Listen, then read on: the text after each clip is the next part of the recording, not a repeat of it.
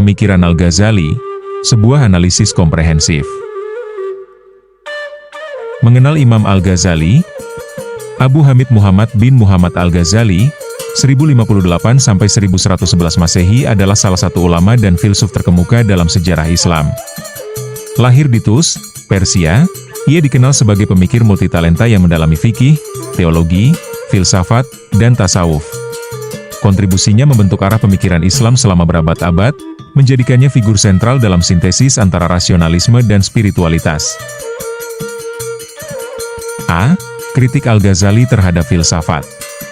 Al-Ghazali dikenal melalui karyanya yang monumental, Tahafut al-Falasifa atau Perancuan para Filsuf, di mana ia secara sistematis mengkritik beberapa aspek pemikiran filsafat Helenistik yang diintegrasikan oleh para filsuf Muslim. Studi mendalam, ia mempelajari filsafat dengan saksama sebelum mengkritiknya. Pendekatan kritis, menyoroti inkonsistensi dan batas nalar dalam pemikiran mereka. Mempertahankan akidah, tujuan utamanya adalah menjaga kemurnian keyakinan Islam. Poin-poin utama kritik Al-Ghazali. Keabadian dunia. Ia menolak pandangan filsuf tentang dunia yang abadi, menegaskan penciptaan ex nihilo oleh Tuhan.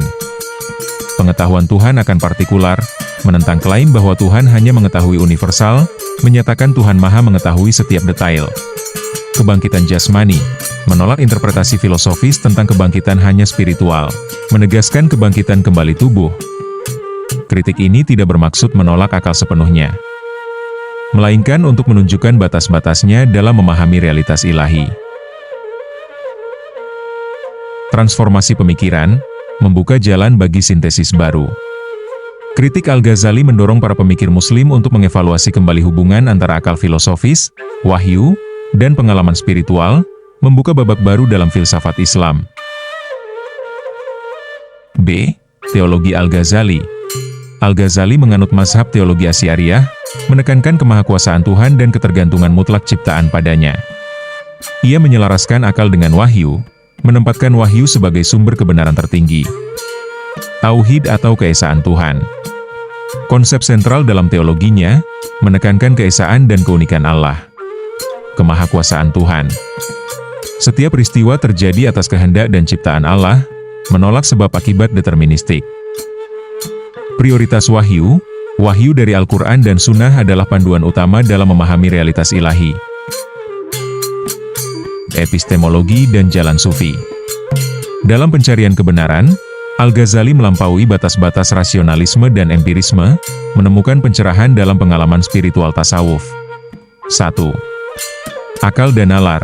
Langkah awal dalam memahami dunia, namun memiliki keterbatasan. 2. Indra dan pengalaman, memberikan data tentang dunia fisik, namun juga terbatas. 3. Intuisi atau kasyf, jalan tasawuf membawa pada pengetahuan langsung dari Tuhan, melampaui akal. 4. Pencerahan spiritual, puncak pencarian kebenaran, mencapai keyakinan yang tak tergoyahkan. C. Pengaruh dalam konteks politik Islam. Pemikiran Al-Ghazali tidak hanya beresonansi dalam bidang teologi dan filsafat, tetapi juga memberikan panduan penting bagi tata kelola politik dan hubungan antara agama dan negara.